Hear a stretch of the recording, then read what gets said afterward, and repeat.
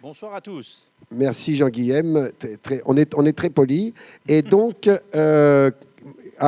Clément, est-ce que tu es là? Je vous rappelle que Clément va fêter vendredi ses 40 ans sous les 40e rugissants. Clément, alors maintenant on n'a plus d'image. Tout à l'heure on avait un problème de son, maintenant nous n'avons ni son ni image. Ouais. N'empêche que quand même, passer son anniversaire des 40 ans dans les 40e, c'est ça, pas mal. Ouais, ça a de la gueule, quoi. C'est quand même chouette. Qui dit mieux? Oui, qui dit mieux. C'est un super souvenir. Sans doute, enfin on l'espère, on espère pour lui. Déjà, Clément, il ne l'a pas passé encore, donc il faut qu'il y aille. Je vous rappelle qu'on est en train d'essayer de réparer la ligne avec Clément, peut-être qu'il nous entend d'ailleurs, donc on ne va pas dire trop de conneries. Alors, Jean-Guilhem, en attendant que Clément revienne, est-ce que tu pourrais nous faire un petit point sur la course? Oui, alors on a 3 groupes principaux dans la course. Le premier groupe composé des leaders, se bagarre comme des chiens, comme des chiffonniers. Et il y a un deuxième groupe qui est plus situé à la hauteur du Cap de Bonne-Espérance. Donc je ne l'ai pas dit, mais le premier groupe est déjà dans l'océan Indien. Le deuxième groupe est plutôt au niveau est en train de rentrer dans l'océan Indien, donc vient de dépasser le Cap de Bonne-Espérance. Et le dernier groupe, s'approche du Cap de Bonne-Espérance.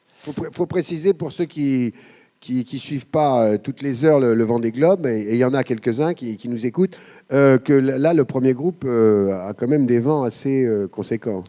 Ils ont eu effectivement l'océan Indien, quoi, fidèle à lui-même.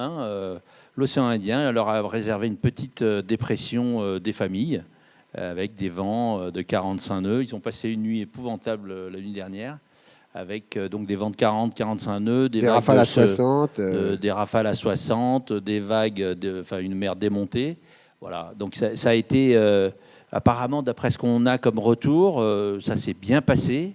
Les bateaux ont été maintenus en bon état. Ils ont pris toutes les précautions en d'abord relevant les foils.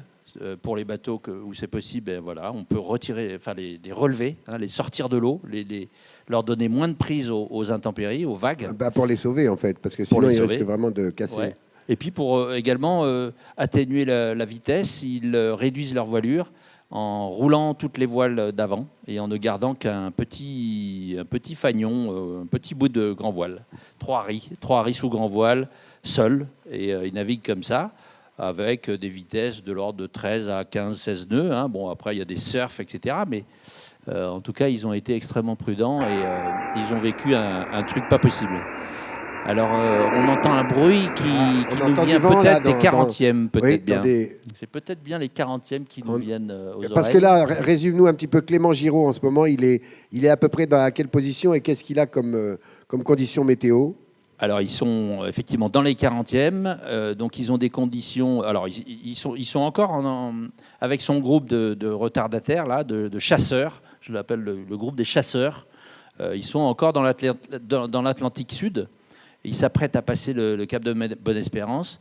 Donc, ils sont dans un groupe qui est séparé d'environ 300 à 400 000 entre l'avancement des uns et des autres représente un écart de 300 à 400 000 entre le premier et le dernier de ce groupe-là. Et donc, ils sont encore, pour quelques jours encore, dans l'océan Atlantique Sud. Et les conditions météo sont des conditions de grises. On va le voir sur certaines images. Ça s'est beaucoup rafraîchi. Les conditions sont plus dures, c'est plus froid, c'est plus venté. Là, le vent s'est stabilisé. C'est stabilisé en force, en direction, avec un vent de nord-ouest. Voilà. On aperçoit des images de bord, mais là, c'est des images de Clément, d'ailleurs, qui ne sont pas des images d'aujourd'hui, mais enfin, ce sont des belles images du bateau de Clément, la compagnie du lit, Gility, qui devrait nous rejoindre incessamment, on l'espère. Et donc là, c'est Sébastien qu'on va avoir tout à l'heure également, en fin d'émission. Et Clément sont à combien à peu près de 1000 l'un de l'autre? Ils sont 200 000. 200 000. À peu près 200 000, à peu près, ouais. D'accord. Donc ça varie tous les jours, toutes sont... les heures, ça varie. Ah, voilà, on voit la belle tête de Clément. Voilà, il y a 200 000 d'écart. Bon, voilà, ça va se détendre, ça va se retendre. Ça fait un peu l'élastique en fonction de l'avancement du système météo. Sébastien aurait tendance un petit peu à revenir sur Clément en ce moment, mais voilà, Clément a un bateau qui semble un petit peu plus rapide encore, intrinsèquement en tout cas. Donc on verra. Alors, c'est encore long. La route est longue. D'accord. Alors la régie, avant peut-être de retrouver Clément, mais ça n'est pas sûr parce qu'apparemment il y a un problème il ne capte pas très bien là où il est. C'est dommage, on l'avait tout à l'heure et ça passait assez bien. Donc la régie nous fait signe qu'il faut... Donc avant évidemment de retrouver tout à l'heure, comme c'est notre habitude, Sébastien Destremo, pour lui poser quelques questions. J'avais quelques questions à te poser à propos des questions qui nous viennent d'internautes, bien entendu, que je voulais te poser sur le Vendée Globe de façon plus large. Ouais. Maëlys et Timéo de la classe de 5e, parce que le collège Marcel Pagnol nous suit beaucoup. Et donc, il voulait te poser cette question, toi qui as fait toute la préparation du bateau de Sébastien. Ouais. Combien de temps a duré la préparation à la course de Sébastien? Ça intéresse beaucoup les enfants. Alors, Sébastien a pris...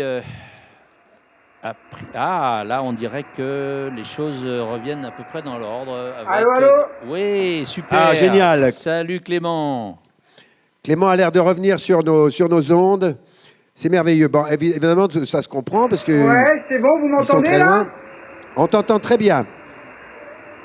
Bon. Vous m'entendez? Oui, ouais, Clément. Non, mais c'est pareil, ouais, il y a eu un petit... je vous entends nickel, hein, je vous entends depuis le début, je vous entends bien. C'est comme ça, c'est toujours... Il y a des petits ratés, mais avec Hectacom, ça revient toujours. C'est pas pour faire de la pub, mais ouais. Merci encore à Hectacom qui nous permet ces directs, parce que c'est très très loin quand même. Donc, mon cher Clément, bonjour. Donc, on est ravis de... Et moi, merci à Yves Martotte. Salut. Alors, il y a des questions pour toi de CM2 de l'école du Mourillon et qui demandent quel a été ton plus grand moment de stress et ton plus grand moment de joie durant ce premier mois de course, si on voulait récapituler.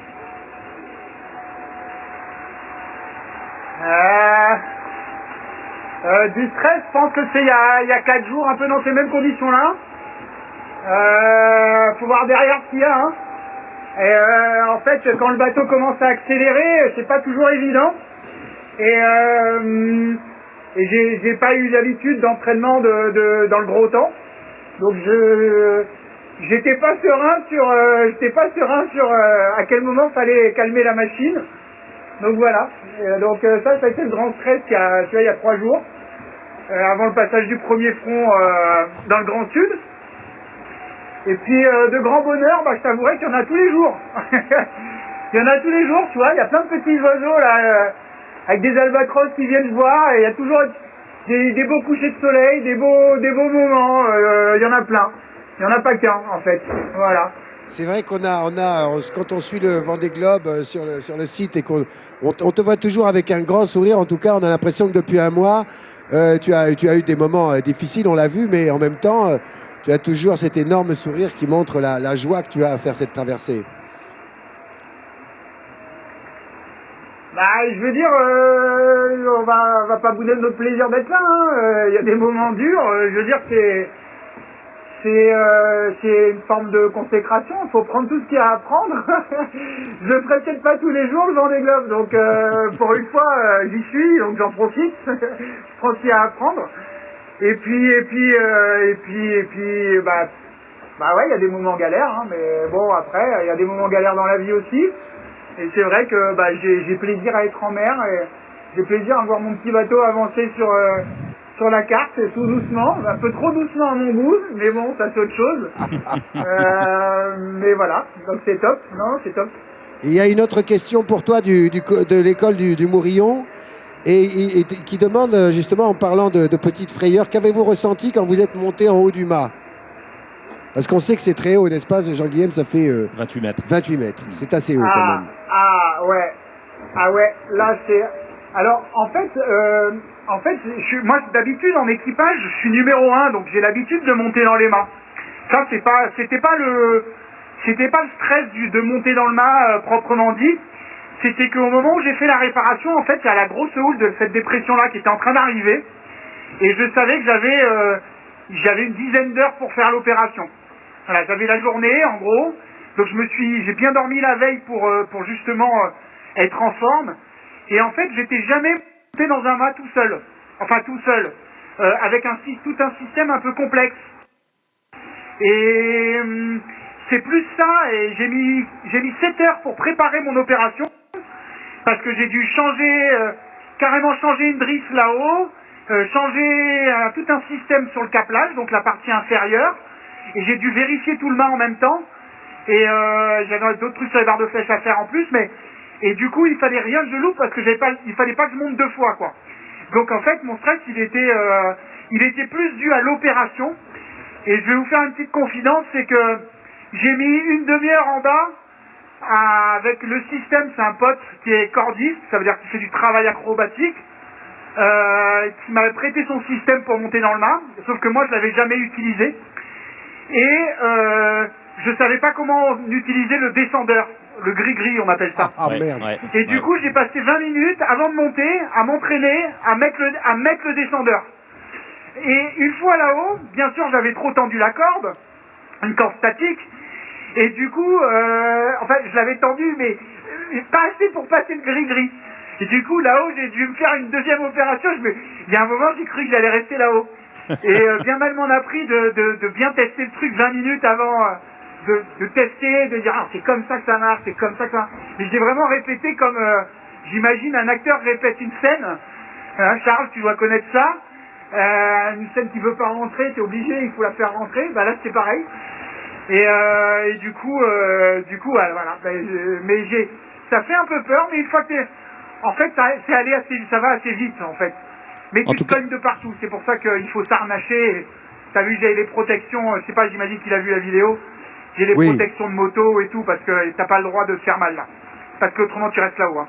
En tout cas, Clément, ce que je veux te dire, c'est que tu as tous les talents d'acteur dont tu parlais tout à l'heure, à l'instant. Parce que franchement, sur tes vidéos de tête de mât, t'as vraiment pas l'air d'avoir très très peur. T'as l'air d'être plutôt à l'aise. Donc bravo.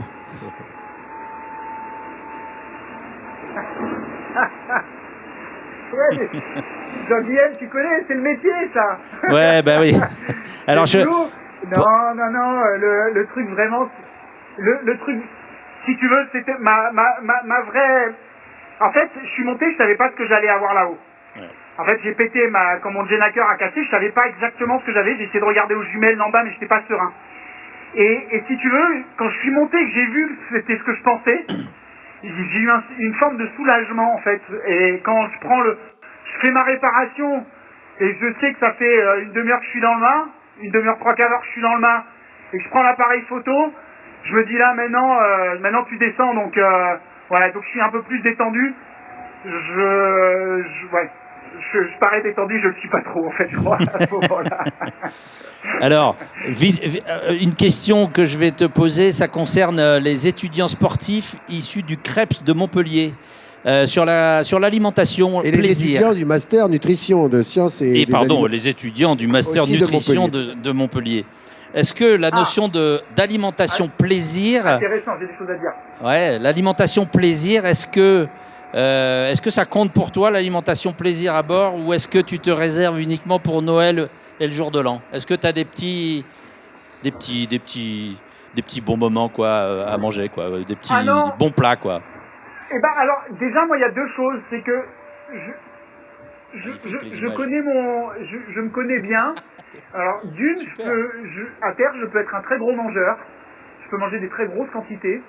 Je sais qu'en mer je peux manger des toutes petites quantités et c'est pas bien. Par le stress, pour pas être, on dit que l'estomac c'est le deuxième cerveau, avec tout le travail des enzymes et tout ce qu'il y a de destruction et tout ça. On dit vraiment que c'est le deuxième cerveau, c'est en lien direct. Hein. Je crois que c'est de plus en plus prouvé. En fait, j'ai fait un gros travail avec une naturopathe, qui est d'ailleurs vers Carqueiranne, qui s'appelle Mallory. Et on a travaillé depuis quelques mois ensemble, justement pour déjà avoir, et je travaille avec un laboratoire qui s'appelle LPEV, qui fait des compléments alimentaires. Et déjà, je nourris de compléments alimentaires le matin. Ça veut dire que j'ai une dizaine de gélules, du fer, du calcium. C'est que des plantes bio, c'est vraiment des laboratoires de très très grande qualité et des plantes de très très grande qualité. Donc déjà, avec l'apport d'eau, parce qu'il ne faut pas oublier qu'on n'a que de l'eau déminéralisée, puisque c'est de l'eau désalinisée, excusez-moi. Oui. Et du coup, je suis obligé de rajouter des compléments à cette eau. Donc naturellement, déjà, je mets mon corps au niveau, on va dire, énergétique et physiologique, je le mets à niveau. Voilà. Donc ça, c'est fait. Dans ma tête, le matin, quand j'ai pris mes gélules, je sais que j'aurai pas de carence. Voilà. En plus, il y a même ça booste l'immunité et tout ça. Donc ça, c'est déjà en plus positif. Et après, la bouffe, la nourriture, je devrais même pas dire la bouffe parce que c'est injurieux. La nourriture, c'est pour moi hyper important. J'ai fait ma mini en 2005. Je mangeais, quoi. Pendant que les autres mangeaient des boîtes de conserve du Tony, je me faisais des pâtes au calamar, avec du parmesan. Non, je peux pas passer à côté de ce plaisir. C'est ce qui nous raccroche aussi à la terre. Et je vais même vous avouer que de temps à autre, je m'offre un petit fond, hein, c'est pour le goût, un petit verre de vin. Mais c'est vraiment pour les papilles, hein, ça va pas plus loin que ça. J'en bois pas des litres. J'ai dû passer, en un mois, j'ai dû passer même pas une bouteille. Mais c'est vraiment C'est pas le assez. goût. Et en fait, les saveurs, on a le goût du sel en permanence. En fait, il faut le relever, puis voilà. Donc, moi, la nourriture plaisir est très très important. En parlant d'hydratation, il y a une deuxième question là-dessus, c'est-à-dire comment fais-tu pour assurer et contrôler ton hydratation? Ça, c'est une question un peu complémentaire que posent toujours les mêmes étudiants et master nutrition de Montpellier. Alors, c'est une bonne question. En fait, moi, je me fais confiance déjà. J'essaie de boire mes 3 litres et demi par jour. C'est pas suffisant. Il y a des fois, j'ai bu 2 litres, hein, je t'avouerai.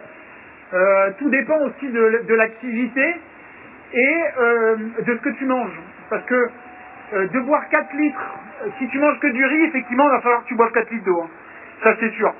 Maintenant, si tu te fais des soupes chinoises agrémentées, donc ça veut dire que tu vas, en gros, tu vas mettre des nouilles, mais tu vas mettre en plus 70 centilitres d'eau, quoi. Finalement, tu bois aussi. Est-ce que tu bois des tisanes la nuit ou pas? Moi, je sais que j'aime bien des tisanes d'hibiscus pour contrôler les acidités.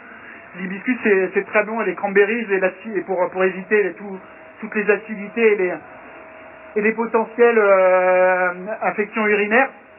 C'est hyper important. Et justement, parce que quand tu es mal hydraté, tu peux faire des infections urinaires. Donc en fait, tout dépend de ce que de comment tu t'hydrates à côté.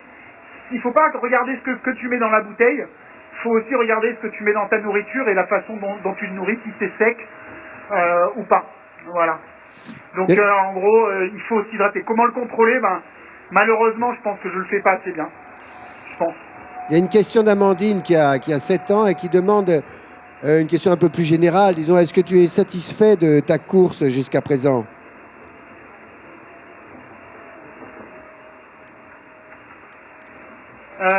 Amandine, c'est une très très bonne question que tu me poses là. Je suis mais hyper heureux d'être là. Je suis content, je fais mon maximum. Je fais vraiment mon maximum. Et tu comprendras un mot plus tard, Amandine, c'est le mot égo. Et quand tu pars, nécessairement, tu as un égo un petit peu, tu te vois à un certain endroit, tu penses que tu te situes, tu essayes de te situer. Et je t'avouerai que j'ai pris une bonne claque la première nuit dans ma tête, mais j'ai pris une grosse fessée tout de suite, d'entrée, par une erreur tactique, parce que j'ai pas voulu abîmer le matériel, et j'ai fait que payer. Après, je n'ai fait que payer. j'ai passé jusqu'à la sortie du poteau noir, je n'ai fait que payer. Alors j'ai payé physiquement par mes pertes de 1000, mais j'ai payé aussi intellectuellement parce que je me battais et je rentrais dans un mur à chaque fois quand même. À chaque fois, bam, je tapais dans un mur. Alors, et à un moment tu dis mais il faut que dans ta tête ça se passe différemment, ça va durer longtemps ton histoire, autrement tu vas devenir fou en arrivant. Donc il a fallu faire un petit travail sur soi. Voilà. Alors, j'ai rangé mon ego, j'ai dit toi maintenant tu te calmes, tu rentres dans ta chambre, je veux plus te voir, tu vas laisser place à tous les sens, plaisir, vue, odeur, et laisse les autres sens prendre un petit peu de place dans ta vie quotidienne, et tu verras, ça se passera bien, donc voilà, je m'y attelle. Merci de ta franchise. C'est très beau ce que tu dis. C'est très beau et je pense qu'Amandine, qu'on salue ici, est très satisfaite de cette réponse qui est extrêmement, avec beaucoup d'honnêteté et beaucoup de courage au fond. Parce que en vous suivant, tous les marins, on sait à quel point il faut beaucoup de courage chaque jour parce que chaque jour est une nouvelle étape très difficile. À quelle vitesse vas-tu en ce moment, Clément? Quelles sont tes conditions de navigation, s'il te plaît? Par curiosité. Alors, en fait, je vais t'avouer qu'entre le test qu'on a fait à et et à 6 heures, j'ai pris un riz parce que, en fait, j'ai 25-30 nœuds depuis une dizaine d'heures, là. C'était beaucoup, le vent est arrivé assez tard. Et je suis sous Jeep Top J3, bah du coup 2 riz maintenant, pour tout dire au niveau des voiles. Et là je fais voilà 20 nœuds 4, 21 nœuds 6, 22 nœuds 60, 22 nœuds 70. Attends, je te mets une petite caméra de dehors. Voilà, donc en gros j'oscille entre 15 et 22 nœuds quand... Voilà. Super. J'ai reloffé un petit peu parce que je veux pas me mettre dans le vent le plus fort et puis je vais être bien après la bascule là. Ouais. Clément, on va devoir bientôt alors, rendre... je sais pas si vous voyez, mais il y a un albatros derrière là. Ah oui. Je sais pas si vous le voyez l'albatros là. Attendez, je vais essayer de vous le montrer. Merci beaucoup. Je vais essayer de vous le montrer. Je sais pas si vous le voyez. Vous le voyez? Oui. Ah oui, on le voit. On le voit très bien. Vous le voyez là? Oui. Magnifique, merci. Très très beau. Et ça, c'est un régal. C'est un régal. Ils sont là, mais ils sont d'une majestuosité. C'est incroyable, quoi. Ils sont trop bons. Merci. Merci Clément, c'est sur ces images Merci magnifiques de m'avoir reçu, Théâtre Liberté. De l'Albatros. Merci, merci beaucoup. Tous les Varois sont derrière toi. On te souhaite un bon vent et on te souhaite d'affronter bientôt l'océan Indien avec salut Clément, le courage qui te caractérise. Bravo, merci beaucoup. Et puis bon anniversaire à l'avance. Ah, bientôt l'anniversaire, les 40 ans dans les 40e. Merci. Ouais, en plus. On le souhaite pas à l'avance. Ça, c'est top. Et Charles, je voulais juste te dire, il y a un proverbe créole qui dit il y a un proverbe créole qui dit l'a dit, l'a fait. Et Charles, on s'était dit il y a 2 ans qu'on ferait ça. Ouais. Et on l'a fait. Exactement. Bravo, et un grand bonjour. On te suit. Et Clément, encore un petit instant, un grand bonjour de la part du Yacht Club, de tout le Yacht Club qui te soutient. Yacht Club de Toulon. Tout le Yacht Club de Toulon est avec toi. Hein. Oui, c'est mais oui, mais bien sûr. Ils sont là, ils sont sur la bombe, je les vois tous les jours. Et je pense à eux souvent, à toute l'équipe là. Bye, merci. Du monde, hein. Ouais, super. Allez, dernier surf de fin, à plus les gars. Oui, bon vent. Salut. Alors bon, je te précise pour les internautes que nous, on fait avec Jean-Guillaume, enfin peut-être tu le fais pas toi, on fait comme ça aux marins qui ne nous voient pas du tout. Ils ne nous voient pas du tout. C'est-à-dire c'est un geste complètement stupide, ça montre à quel point... on s'y croirait. On est bien plus cons que les marins. Bon alors, mon cher Jean-Guillaume, parce que nous allons bientôt avoir le plaisir quel sourire quand même, hein.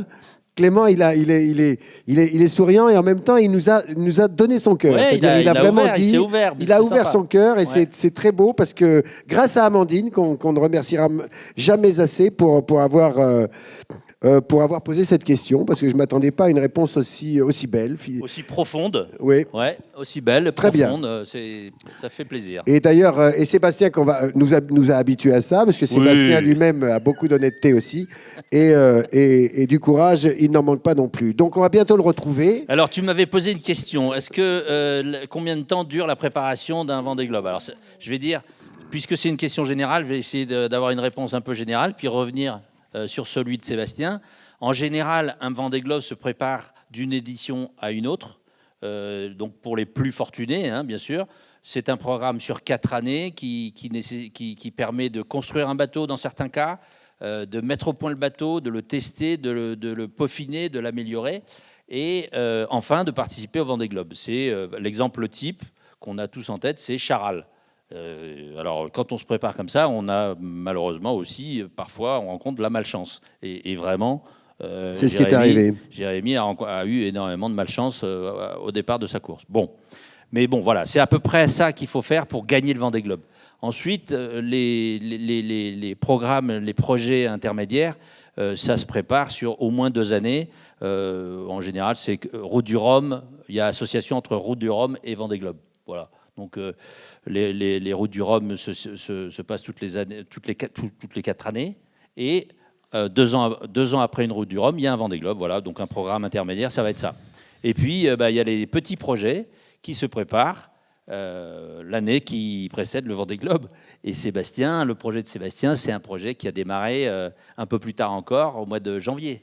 Au mois de janvier, on ne savait pas qu'il y aurait un confinement. Donc, du coup, c'est une préparation qui a été extrêmement compliquée, avec un bateau qui était quand même situé à Saint-Malo.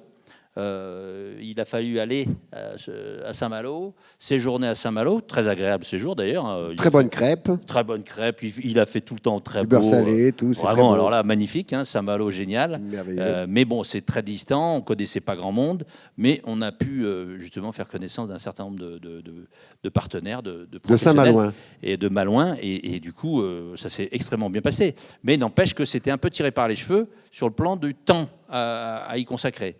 Donc les avaries de Sébastien en début de course, elles sont en particulier dues à cette précipitation. Ce manque de temps, disons. Précipitation, non, oui, ce plutôt serait pas gentil de dire ça, mais manque de temps. Manque de moyens. Manque de moyens, c'est-à-dire des financements qui arrivent un peu tard. Et donc, du coup, dans la préparation, on a dû faire des arbitrages. Et du coup, voilà, des problèmes techniques qui se posent. Au début de course. Donc là, il a réglé tous les problèmes depuis le début de course. Et ma foi, en ce moment, il va nous le dire hein, quand il va arriver en ligne. Mais écoute, les choses se passent bien, en tout cas en ce moment. Alors, avant de retrouver Sébastien, puisque c'est imminent maintenant, la régie me fait signe qu'on va bientôt être en ligne avec Sébastien.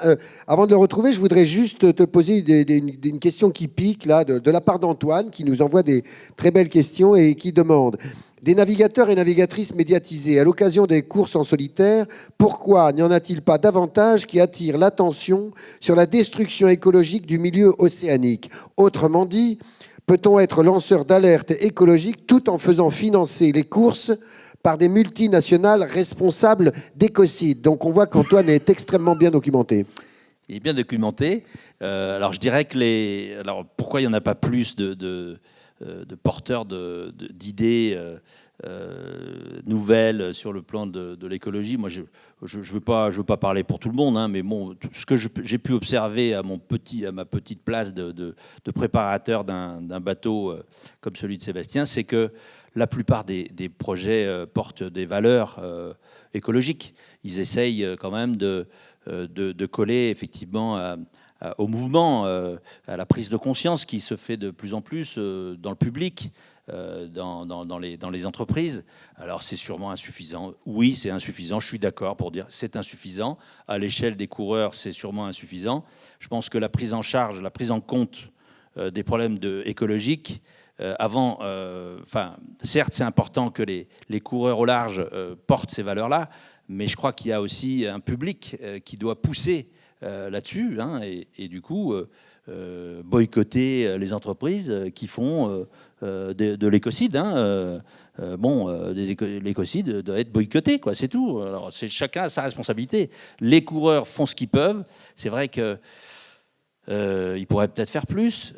Sébastien, pour ne pas le citer... En fait, tu es en train de dire que c'est effectivement les coureurs font ce qu'ils peuvent et ensuite c'est à toute la société d'aller le plus possible vers une transition écologique. C'est la société qui doit suivre le mouvement ou en tout cas susciter ce mouvement. Et on doit prendre nos responsabilités. Chaque citoyen doit prendre sa responsabilité de citoyen en faveur de l'écologie, dire merde. On ne le dira jamais assez. Oui, nous pouvons changer tous progressivement nos habitudes pour sauver les océans et la planète. Voilà, pour rouler plus propre sur les routes, pour consommer moins de data sur Internet ou ailleurs, en consommant plus vert, en mangeant local, en développant les monnaies locales. Enfin bref, il y a un tas de domaines dans lesquels on peut s'inscrire. Les citoyens peuvent s'inscrire. On ne peut pas tout faire en tant que citoyen. Bien entendu, mais on peut. Il y a beaucoup d'initiatives extrêmement positives. Tout à fait. À Toulon en particulier, il y en a plein.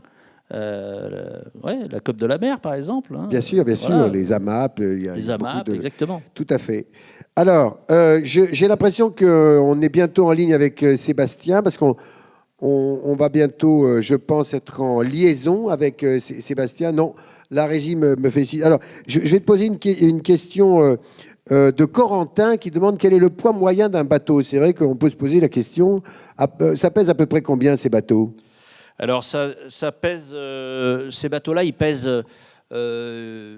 environ 9 tonnes quand ils sont pesés à la grue devant le jaugeur. Le jaugeur, c'est quelqu'un qui est chargé de mesurer le bateau avant les courses, et donc il donne un certificat de jauge une fois que le bateau a été pesé et mesuré. Et une fois qu'il est en charge, il pèse encore 1 tonne de plus, disons. Hein. Donc on se situe à environ 10 tonnes, toute charge comprise. Si je tu regardes tes pompes, là ? Non, j'essaie de vérifier que Sébastien est en ligne. Ah oui, d'accord.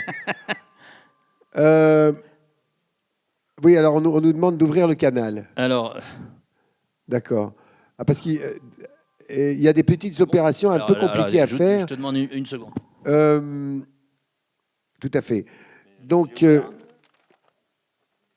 on est dans l'attente là, du réseau. Évidemment, il faut bien comprendre que ces marins sont très loin, qu'ils sont tout le temps en mouvement et que la liaison, elle est... C'est ouvert. Ah, c'est ouvert. Donc, ça y est, j'ai compris le mot de la régie qui disait « JG ouvre le canal ». Alors donc, on se dit, est-ce que Jean-Guillaume est sur un canal ? Il est à la tête d'une flotte qui part pour le Vendée Globe et donc ouvre le canal, ça veut dire le canal au Sable d'Olonne. Ouvre le canal, ça veut dire... Ouvrez ! Ah, voilà. Ah, le voilà, ça y est, on est arrivé. Ouvrez les canaux. Ah, on ouvre les canaux, ça y est. Ouvrez le canal. Ouvrez le canal. Il est en très grande forme, Sébastien. Pardon, avec le Covid, je suis obligé de... Ça va, Charles ? Un peu plus loin. Bravo, Sébastien. Ah bah, bravo. Tu as fait une apparition absolument magnifique. Fantastique apparition de Sébastien Destremo. Ah bah voilà, écoute, c'est comme ça. Alors, on a beaucoup de questions à te poser avec les internautes. On voit que tu es en grande forme. Nous terminerons d'ailleurs... Toujours, ouais. Super, ouais, impeccable. On a vu que tu nous avais envoyé un très beau slam, donc on va terminer cette émission tout à l'heure, après t'avoir dit au revoir, par la diffusion d'un superbe slam sur ton bateau, que tu as eu la gentillesse de nous envoyer. Comment ça va ? En exclusif, en avant-première mondiale. En avant-première mondiale, hein, quand même. Absolument, absolument. Tout à fait. Nous en sommes très conscients ici aux Libertés. Donc, comment ça va en un mot ? En un mot, ça va super bien. Tu vois, on est absolument à fond la caisse dans le Grand Sud. On est à une centaine de milles de la barrière des glaces à peu près. Et depuis 48 heures, on on essaye tant bien que mal de tenir le bateau. Attends, merde, j'ai perdu mon casque. Attends, j'ai perdu mon casque. Voilà, de tenir le bateau droit, parce que le vent est puissant, les vagues sont assez puissantes, et ça va très très vite, quoi. Hein, là, on tient des moyennes incroyables, et c'est vraiment le Grand Sud, quoi. Le Grand Sud, le froid, les vagues, les albatros, et puis la vitesse, tu vois. Incroyable. Alors, il y a toute l'équipe du Yacht Club de Toulon qui te salue, là, tous les élèves de l'école de voile sont derrière toi, ils pensent à toi, ils te soutiennent. On a beaucoup de messages, là, et la famille Pirate t'embrasse. Ah, génial. Des tas de messages. Il y a Serge Finot. Bah oui, ton dessinateur préféré qui te demande. Ça, c'est une question importante. Ah, Serge Finot. Combien Serge de Finot. bœufs Serge Finot. carottes as-tu emporté pour tenir le choc dans les mers du Sud?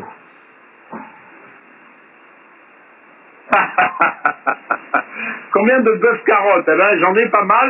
Je sais pas exactement parce que tu sais, moi, j'ai rien préparé. J'ai juste mis tout dans des caisses et je pioche au fur et à mesure. Donc c'est au petit bonheur la chance. Et c'est à chaque fois des cadeaux. Et là, j'avais un cadeau, c'était le bœuf carotte. Bon, il y a une question de Aline. Je ne vais pas te situer qui est Aline. Elle est à Vannes. Hein, elle est à Vannes, donc Attends. Aline, il n'y en a qu'une. Hein. Attends, j'ai oublié. Ouais, attends, Alors, attends. il y en a... Aline, c'est la filleule du bateau. Voilà. C'est Aline. Mais d'abord, j'ai pas dit bonsoir à maman. Donc bonsoir maman. Oui. Absolument, mais elle est là, et elle est dans la salle, et elle est comme nous tous, elle t'admire. Donc Aline pose la question suivante. Qu'est-ce qui te manque le plus sur Merci? Qu'est-ce qui me manque le plus sur Merci? Alors, ça, c'est une question piège. Qu'est-ce qui me manque le plus sur Merci? Alors, c'est Aline qui pose la question, donc je vais lui répondre. Les excellents dîners qu'on a la chance d'avoir quand on va chez eux, à côté de Vannes. Voilà, chez Tom et Cécile, et on a une chance incroyable d'être accueillis chez eux, et avec des dîners absolument fabuleux. Et là, maintenant, à l'instant, c'est ça qui me manque le plus. Ben, je crois qu'Aline va être très, très, très heureuse de... Il y a Sylvain qui voudrait poser une question, qui parle de l'éclairage du bateau et qui demande de quel type d'éclairage dispose un IMOCA afin d'être visible et repérable la nuit. Et ça me fait enchaîner sur une autre question. Est-ce que tu croises beaucoup de bateaux en ce moment? Alors, la première réponse, c'est qu'on a des feux de position. On a 2 circuits indépendants de feux de position. Un en tête de mât et un de secours qui est en bas. Donc c'est des éclairages tricolores, rouge, vert et blanc, qui sont de forte puissance. Donc ça c'est le repérage de nuit. Mais on a surtout des écho-radars, des transpondeurs et des AIS qui nous permettent d'être repérés beaucoup plus facilement que les feux. Et maintenant, la deuxième question, c'est est-ce qu'on croise des bateaux? La réponse est non. Maintenant, c'est terminé. Hein. Les derniers cargos, on les a croisés il y a une semaine. Maintenant, on voit plus personne. Hein. Jusqu'au Cap Horn, on verra plus personne. Et ça te manque de ne pas voir d'autres bateaux? Sauf des concurrents, sauf des collègues de bureau. Ça me manque. Non, pas du tout. C'est beaucoup Ça mieux. me manque. Non, pas du tout. Ah non, pas du tout. Attends, on fait pas le Vendée Globe.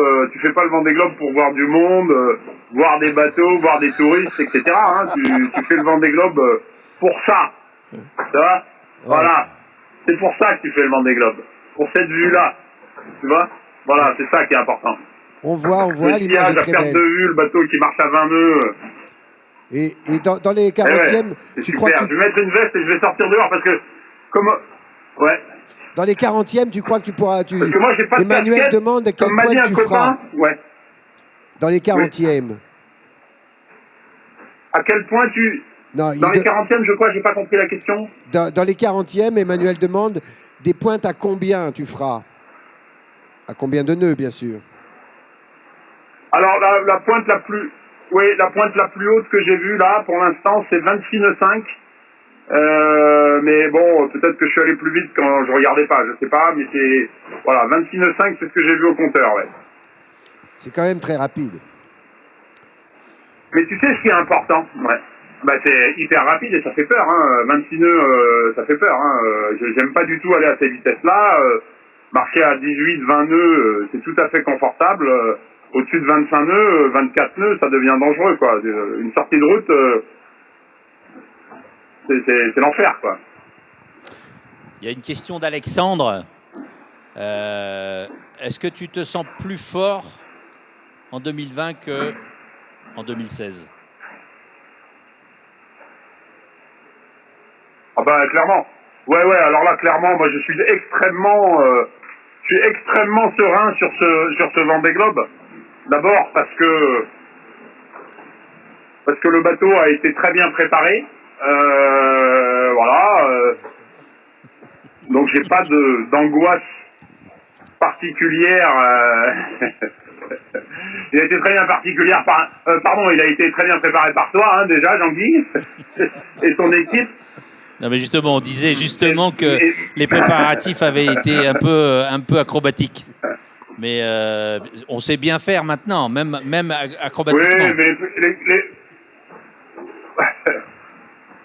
ouais, mais ils ont été acrobatiques, mais absolument rien en comparaison des acrobaties qu'on a faites en 2016, où je suis parti avec un bateau, avec un mât qui tenait pas. Là, le mât tient vachement bien.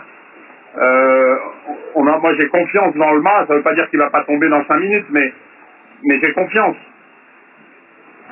Et il y a vraiment, pour répondre à cette question d'Alexandre, le truc le plus important, c'est en 2016, j'avais l'angoisse permanente de ne pas pouvoir aller plus loin, de ne pas pouvoir continuer le Vendée Globe, d'avoir la panne qui fait que j'allais arrêter le Vendée Globe. Et ça, c'était une angoisse permanente. Mais je l'ai pas du tout cette fois-là, parce que j'ai l'immense chance d'avoir terminé le Vendée Globe. Et c'est une chance incroyable. Et si je termine pas celui-là, c'est pas grave. Donc j'ai pas l'angoisse. Si ça doit s'arrêter maintenant, bah ça s'arrêtera maintenant. J'aurais quand même eu la chance de terminer une fois le Vendée Globe dans ma vie. Absolument. Donc, donc je suis serein. Il y a Ce qui me permet d'aller très vite d'ailleurs. Hein. En ce moment, on va très très vite. Je pourrais aller encore un peu plus vite d'ailleurs. Suzanne pose une question très belle. Elle demande, elle te dit, vous écrivez magnifiquement. Est-ce que la mer rend poète? Voilà une question. Ah Tu as une minute. Sûrement parce que si ma maman est dans la salle, elle va rigoler au mot de poète, parce que s'il y a une chose que je ne suis pas, c'est poète. Mais c'est vrai que la mer peut te transformer en n'importe quoi. Et pourquoi pas en écrivant des textes qui ressemblent à de la poésie, ouais, pourquoi pas.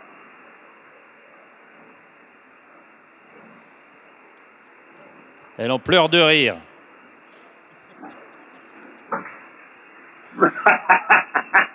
J'en étais sûr.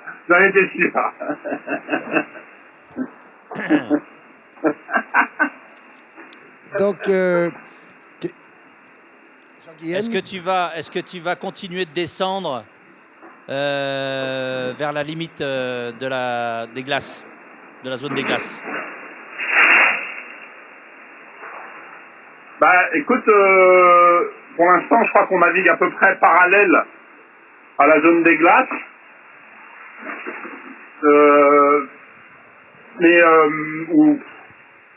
toute façon, je vais pas aller plus proche que 50 000 de la zone des glaces, ça c'est sûr.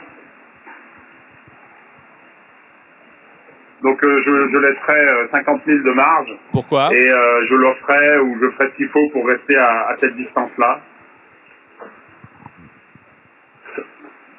50 000 parce que 50 000, si j'ai un problème technique important, ça laisse 4-5 heures, 4-5 heures avant de rentrer dans la zone interdite. Voilà. Ce qui n'est pas beaucoup en IMOCA. Un problème important, l'autre jour, j'avais un problème de génaqueur, j'ai mis 5 heures à le régler. Ça fait de la route ces bateaux en 5 heures. Et là, il y a Swazik qui demande si ça te fait pas trop souffrir, là, avec les paquets de mer, le fait que tu n'aies plus la casquette, la protection de la casquette. La casquette en carton, quand même. Et il te dit bon vent et bonjour aux albatros, d'ailleurs.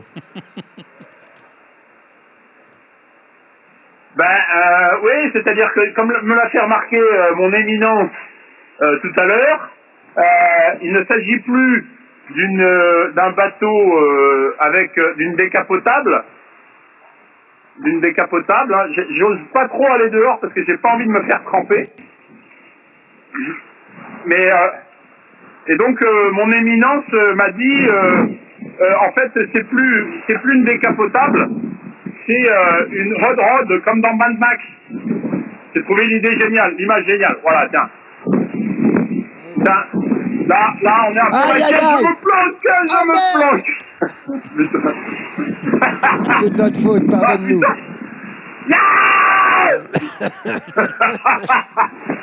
Ben voilà, la preuve est faite que la casquette aurait été bien utile.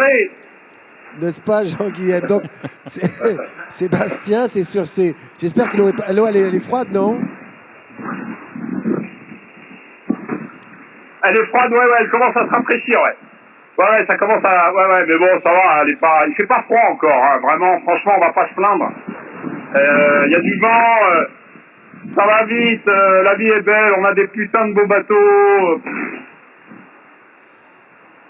Bon, alors tu sais que... C'est complètement dingue. Tout le monde Et en ici... plus, tu sais quoi? Non. En plus...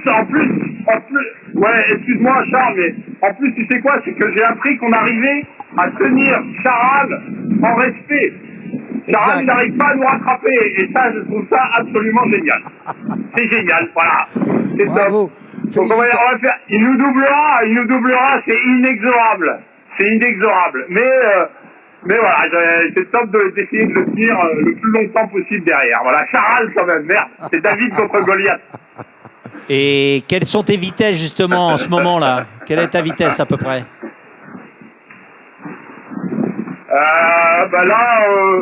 Là, on est à 15 nœuds.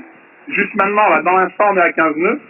Mais tout à l'heure, là, quand on a planté, on était... là, on va accélérer fort, là. Voilà, là.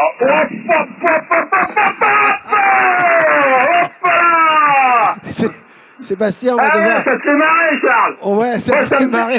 Ah oui.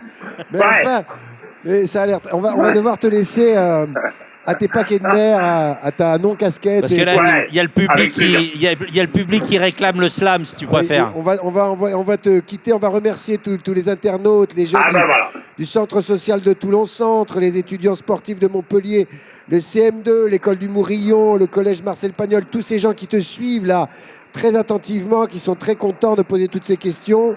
On va bien sûr remercier pour la réalisation des directs Olivier Caillé, le directeur de Hectacom, et Erwan Renan. Bien sûr, Hervé Borde du Vendée Globe, tout à fait. Michael et de Tech Even pour la captation, et toute l'équipe qui est ici tous les mercredis. Tiffaine, Alison, Laure, Tiffaine, Karim, Claire, Mathieu, Charlotte et Marion, Sophie, Cécile et Maude. Magnifique. Magnifique. Et moi, évidemment, ta maman Clément. surtout. Comment? Non, je rajouterai Clément, parce qu'on a un superbe échange tout à l'heure avec Clément. Il aura son anniversaire dans quelques jours, n'oublie pas. Pense à lui envoyer un petit mot, si ça lui fera plaisir. Et un cadeau si tu peux. Ouais, double-le le jour de ça.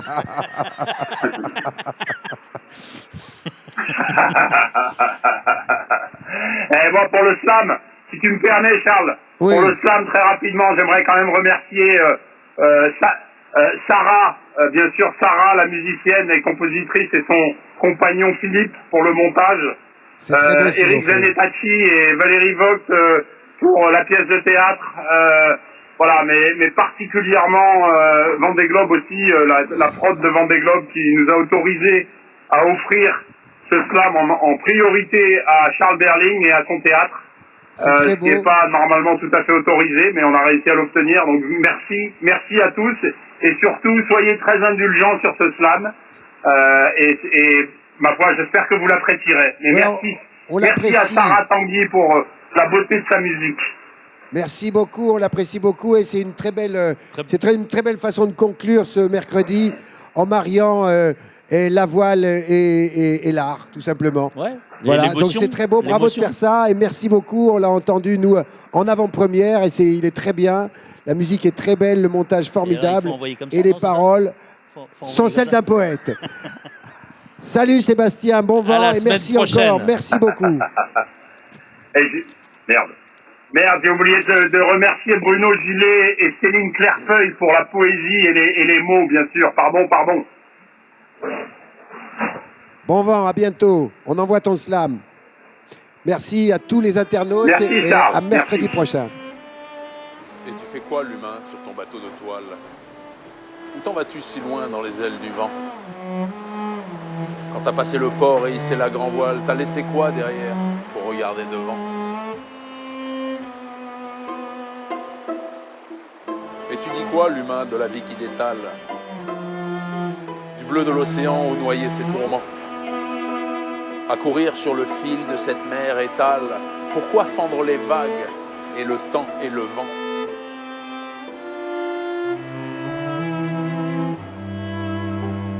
C'est le roi des oiseaux qui te parle de haut.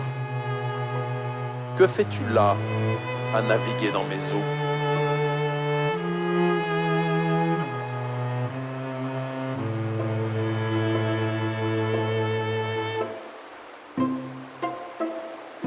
Tu ris de quoi, l'humain, sur mes mers australes? Que feras-tu demain si tu perds les pédales? Tu sais, pour prendre la mer, il faut prendre son temps. Tu riras moins, crois-moi, si l'océan s'emballe. Et tu le vois, l'humain, ce ciel cousu d'étoiles? La course de la grande ours et la lune qui l'empale? 1000 sillages d'écume ont tracé ton chemin. Cet océan de dunes qui croisa ton destin. C'est le roi des oiseaux qui te parle de haut. Que fais-tu là, à naviguer dans mes eaux?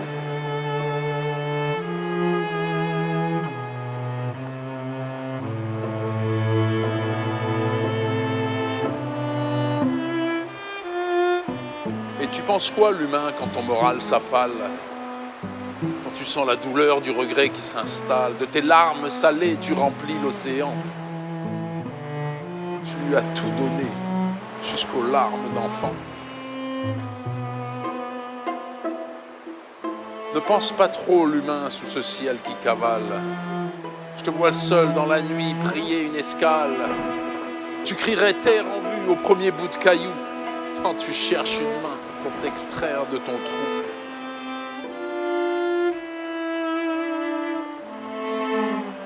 Comprends-moi bien sous mon cri guttural. Moi, l'albatros, le roi des oiseaux marins. C'est parce que je fus craint, massacré sans égal, que solitaire et planant, je survole les humains.